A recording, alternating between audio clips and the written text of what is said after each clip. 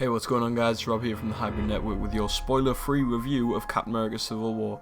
Full spoiler reviews will be coming later in the week. Now, this film is amazing. I'm going to start out by saying that this film is probably one of the best films Marvel has ever made. I really trust in the Russo brothers. Winter Soldier, made me think these Russo brothers were the right people for Captain America, and Civil War just adds on to that. It makes me think they're the right people for everyone at this point, because every character is spot on. Iron Man is an amazing character who, in recent films has just been turned into a quip character, just used for quips. In this film he had layers, and he felt real. He didn't feel like he was just taken out of, I don't know, he just didn't feel like a gimmick, which is what Iron Man had turned into, just like a gimmick. Captain America is so amazing in this, and every scene that those two were in together, because there are some scenes where these two are just in a room, it is fantastic to see them two talk and really hash things out properly, which is amazing. The fights are never, they're built up, there's suspense. You don't get the actual Civil War until later in the film, which is just fantastic. Some people have worries that this film will portray maybe one guy as the bad guy and the other as the good guy. Don't expect that. It's not. It's very equal. You get both pros and cons to both sides, which are explored in the film.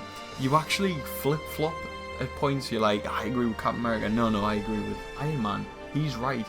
And you just go back and forth loads. They both admit to being wrong at some point and still agreeing with what they're doing, because they're like, I feel that this is right, and so that's what I'm going to do. And they both have motives for that, which are clearly explained by by the script, by the story. It's so clear and simple. The story is amazingly deep. First and foremost, it's a story about friendship between Bucky and Cap, and what this friendship has caused. If you want an example, right, Iron Man is like that friend that you meet in college. Yeah, he's a wild person and you go out drinking with him every now and then, but you don't really want to spend time with him all the time because you and him have conflicting ideas, so you're cool with him being your college friend. Whereas Bucky's that friend that you grew up with, who was down your street and you'd go out and play with every week, and you'd still go back and see him when you're 32. That college friend you don't really want to see anymore. That's what this feels like to me. Yeah, sure, the college friend is a good guy, but you don't agree on some things and you'll have a falling out in the end. And this is what this is. Really go in and it's amazing, truly amazing. I can't stress enough how much I love this film. I've seen it 3 times already because it's that good. CGI is spotty in a few points, but you can let that slide. I mean, it does really take you out at one point, and you'll know what I'm talking about. It's in the airport. I didn't like that, but it wasn't too bad. Zemo's a very forgettable villain. I forgot he was even in it until I walked in the cinema, and he came on during the film. Now, I can't really tell you much about Zemo without spoiling the film. All I can say is his motives are very clear. He is really good, just know that much. This film really does hit a lot of the beats that other films haven't hit.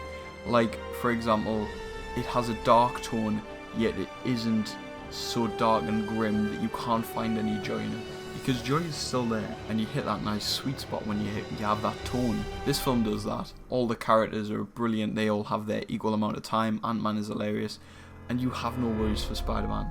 I'm obviously not going to tell you when he pops up and why he does. He does show up and he is amazing. Tom Holland is fantastic, and it's all really, really good, and it only gets me more excited for the films that are coming up after this.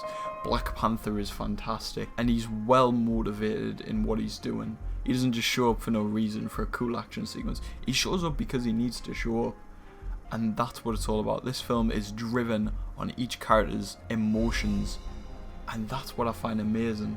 This film is about relationships being torn apart, and it's fantastic. So I'm going to give this film a 9 out of 10. Seems a bit high, but 9 out of 10 is what I'm giving it. It's really, really strong. There's barely any weak points. There's barely any points where you sat in the cinema going, I might just, fancy checking my phone. Obviously you can't do that, but there are points in films where you think, I really fancy checking my phone. Just anything to distract you from it. But this film, no, it had my full attention all 3 times. And that's amazing. That's hard for a film to do nowadays, especially for a 2.5 hour long film. So I've been Rob from the Hybrid Network. Please like, subscribe. Goodbye.